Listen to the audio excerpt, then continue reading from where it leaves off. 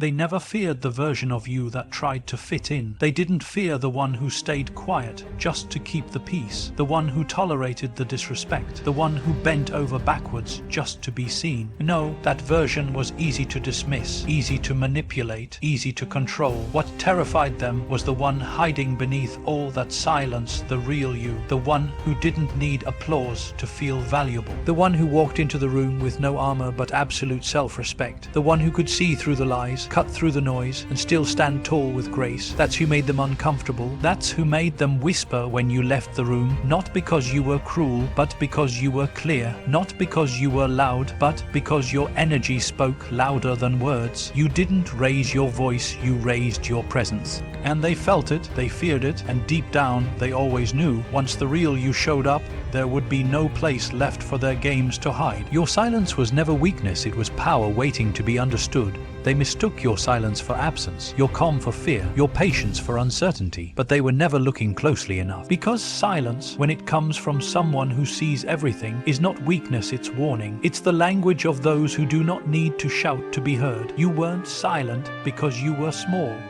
You were silent because you were absorbing, watching, picking up on the truths that others buried beneath performance. You heard what wasn't said.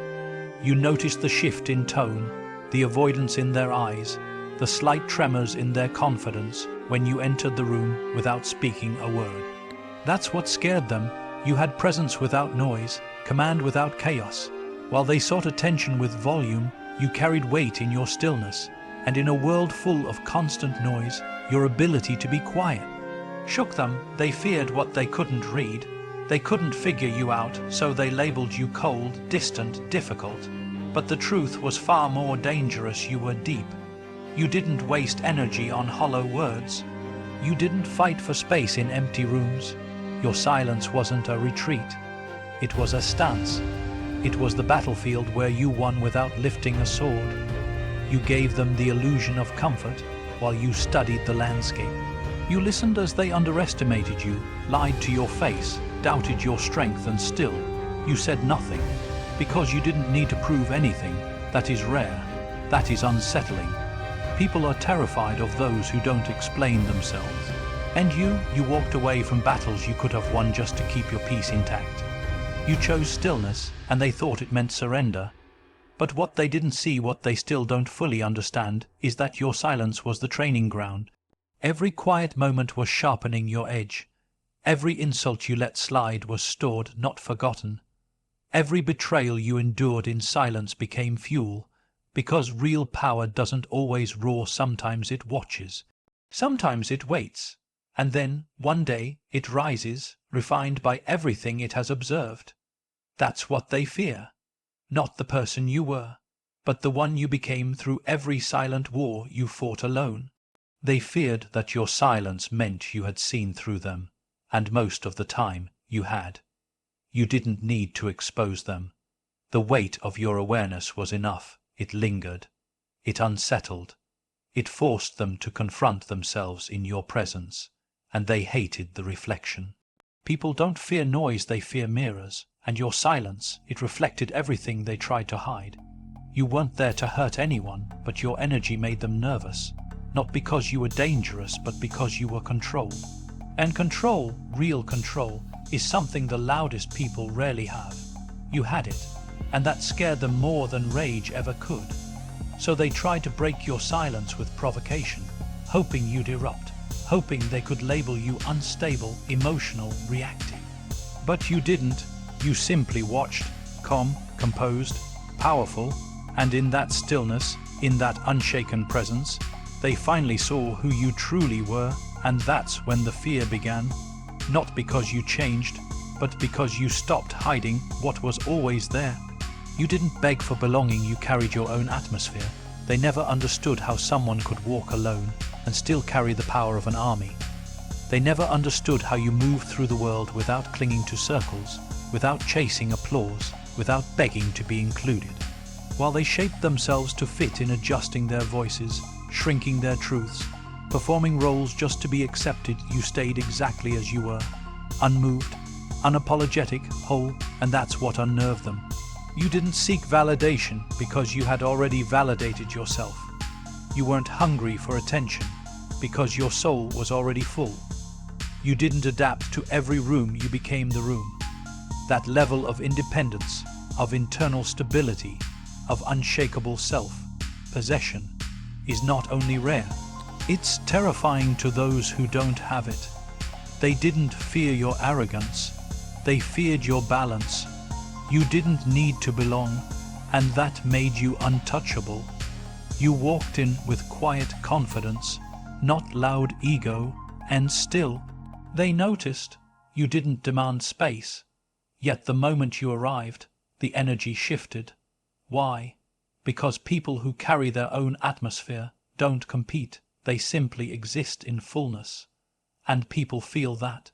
Deeply, while others wore masks to be liked, you showed your face as it was. No filters, no pretending. You didn't talk over people to feel heard. You didn't overshare just to feel seen. Your presence was rooted, calm, self-sustaining. That's why they called you intense. That's why they labeled you different. Because in a world built on conformity, authenticity looks like rebellion. You refused to shrink to make others feel comfortable. You didn't apologize for your passions, your standards, or your solitude. You weren't rude, you were real. You weren't distant, you were discerning, and people aren't used to that. They're used to others bending, adjusting, pleasing. But you stood, and your stillness made them question their own movement. You didn't chase friendships, you attracted depth. You didn't settle for shallow attention, you waited for true connection. And while they flocked to popularity, you walked in purpose. You weren't lonely, you were selective. There's a difference, and they saw that, felt that, resented that. Because when someone leaves free from the need to belong, it exposes just how trapped others are by it. Your detachment from approval made you dangerous not because you had power over people, but because you had power within yourself. And nothing terrifies a crowd more than a person who can walk alone, love their own company, and still radiate like they own the sun. They didn't understand how you stayed calm in chaos, how you laughed without an audience, how you thrived without a tribe. But the truth was simple. You learned to build a home within yourself. You made peace with your shadows. You found gold in your silence. So while others kept searching outward, you rooted inward. And when they finally realized you were never competing with them, because you were never even playing their game, that's when the fear began. Because a person who doesn't need you is a person you can't control, and a person you can't control is a threat to every system built on insecurity. That's why they whispered when you passed. That's why they tried to mock your stillness. Not because they didn't see your worth, but because they did, and it reminded them of everything they weren't. You didn't walk in to belong. You walked in already belonging to yourself, and in that kind of sovereignty, you became unforgettable. You were honest in a world that thrived on masks. You didn't play their games. You didn't wear the masks they expected. You didn't dilute your truth to keep the peace, and that's what shook them. Because while others mastered the art of pretending, you chose the path of honesty. Not the kind of honesty that brags or hurts, but the kind that stands naked in a world that prefers costume. You spoke truth with your eyes, with your silence, with your refusal to bend just to be liked. And that honesty, that unwavering clarity became a threat. Not because you attacked anyone, but because you exposed everything. Your presence was a mirror they couldn't avoid. Every time you walked into the room, their lies became harder to carry. Every time you held your ground, their masks slipped a little more. They feared you not because you had power over them, but because you had power over yourself. And that kind of self-alignment, that kind of raw authenticity, makes every performance around you feel small. You didn't speak to manipulate, you spoke to clarify. You didn't flatter to fit in, you stayed rooted in truth, even when it made others uncomfortable, and it did, deeply, because truth unsettles comfort built on illusion. You weren't rude, you weren't confrontational, you were simply real, and in a world that thrives on polished lies, being real is rebellion. You didn't have to call them out, your very existence challenged their act. They said you were too much, but what they meant was too honest. You didn't hide your opinions behind polite silence. You didn't join the gossip, or laugh at what wasn't funny, or agree just to blend in. You had boundaries, standards, vision, and that terrified people who built their worth on pleasing the crowd. You didn't try to belong in every room, because you knew some rooms couldn't handle the weight of truth. While they played safe, you stood tall. While they told people what they wanted to hear, you told people what they needed to hear. And that kind of boldness isn't always applauded, it's feared. Because the truth carries consequence. It reveals, it shakes, it awakens, and most people aren't ready for that. So instead of thanking you for your honesty, they criticized you for being blunt. Instead of admiring your clarity, they labeled you cold. But the truth is, your honesty forced them to confront what they had spent years hiding, and that confrontation, that internal discomfort, had nothing to do with you, and everything to do with them. You didn't judge them, you just didn't participate in the performance. You chose peace over pretense, integrity over popularity, and that choice came with a cost: isolation, misjudgment, distance. But it also came with power. The kind of power that can't be faked. The kind that doesn't need a stage. You weren't made for masks. You weren't built to pretend. And somewhere deep down, even the ones who resisted your truth respected it, because they knew you could see them, not their act, not their title, not their polished image them. And being truly seen is terrifying when you've spent your life hiding. So yes, they feared you, not because you were harsh, but because you were honest. And in a world that survives on illusions, there is nothing more dangerous than a soul who refuses to lie to itself, or to anyone else. You chose restraint over revenge. That terrified them. They expected rage. They expected chaos. They expected you to snap, to lose your control, to show your pain in a way they could dismiss. But you didn't. You didn't give them the performance they were hoping for. You didn't explode. You didn't scream. You didn't tear the room apart just to prove you were hurt. Instead, you stood still. You breathed. You carried the storm within without letting a single drop fall on anyone, and that is what terrified them. Because restraint, real, intentional restraint, is not weakness. It's discipline. It's emotional authority, and they didn't expect that from you. They pushed buttons, crossed lines, tested your patience, thinking you would react in a way that could justify their own guilt. But you didn't. You responded with silence, with grace, with space. You walked away when staying could have fed your ego. You chose healing when vengeance was an option. That choice didn't make you soft, it made you powerful, because anyone can react. But it takes something rare to stay calm when you have every reason to strike back. They didn't understand how you could endure so much and still carry yourself with peace. They didn't know the discipline it takes to forgive without forgetting, to protect your energy without seeking to destroy theirs. But that's the thing about inner strength, it's invisible to the shallow eye. They thought you didn't care. They thought your calm meant it didn't hurt. But the truth is, you felt everything deeply. You simply didn't let your pain dictate your path. You mastered the art of pausing, reflecting, choosing, and in a world addicted to emotional reaction, that self-control was revolutionary. They feared it. Because it meant you were free, free from their control, free from the cycle, free from the bait. And once they realized you couldn't be provoked, manipulated, or pulled into their chaos, they lost their grip. They feared you because you didn't need to scream to be heard. You didn't need revenge to reclaim your worth. Your restraint wasn't about them, it was about you. About protecting the peace you bled to build. About choosing your future over temporary satisfaction.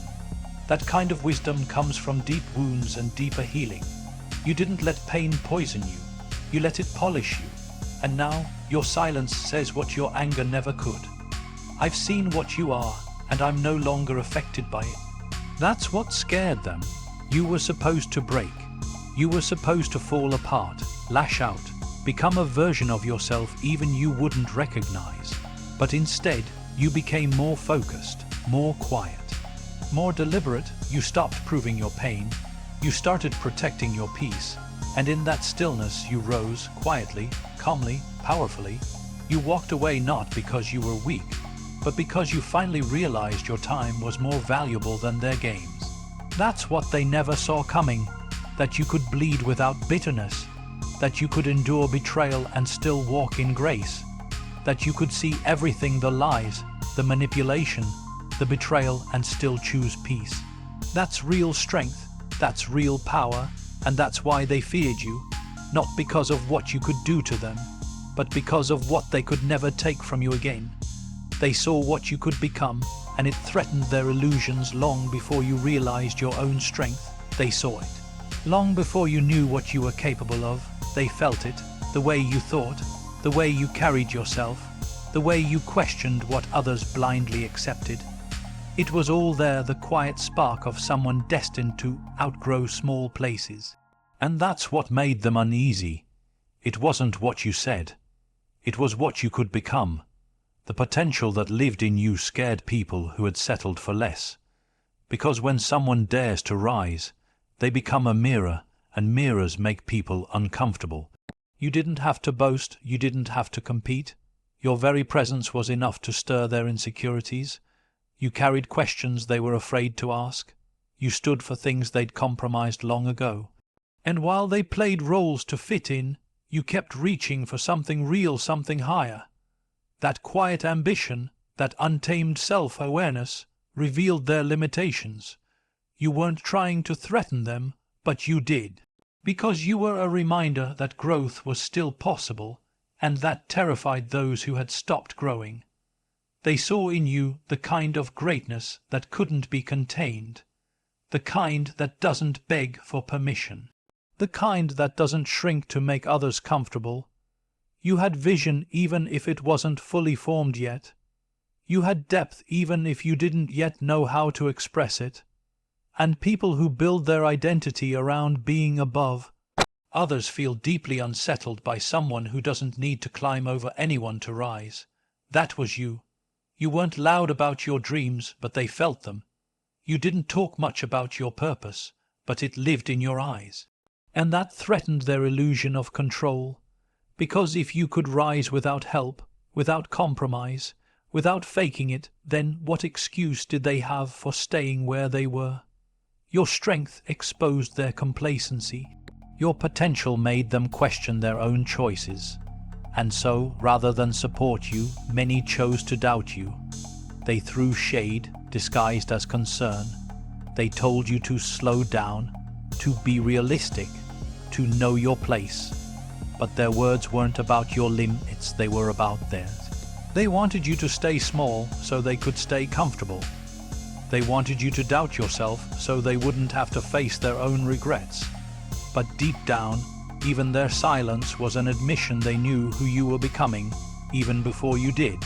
They saw the fire in you, and instead of lighting their own, they tried to put yours out. That's why they mocked your growth. That's why they distanced themselves when you started to evolve. It wasn't hatred. It was fear.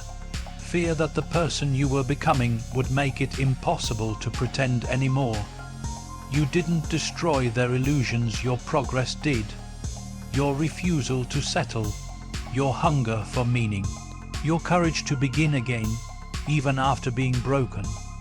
They feared your comeback, not because it would harm them, but because it would expose them. Your journey forced them to look at where they stopped, where they gave up, where they chose comfort over courage.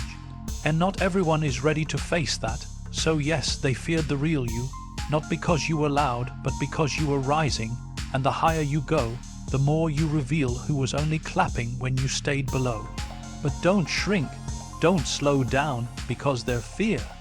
It was the first proof you were becoming exactly what you were meant to be.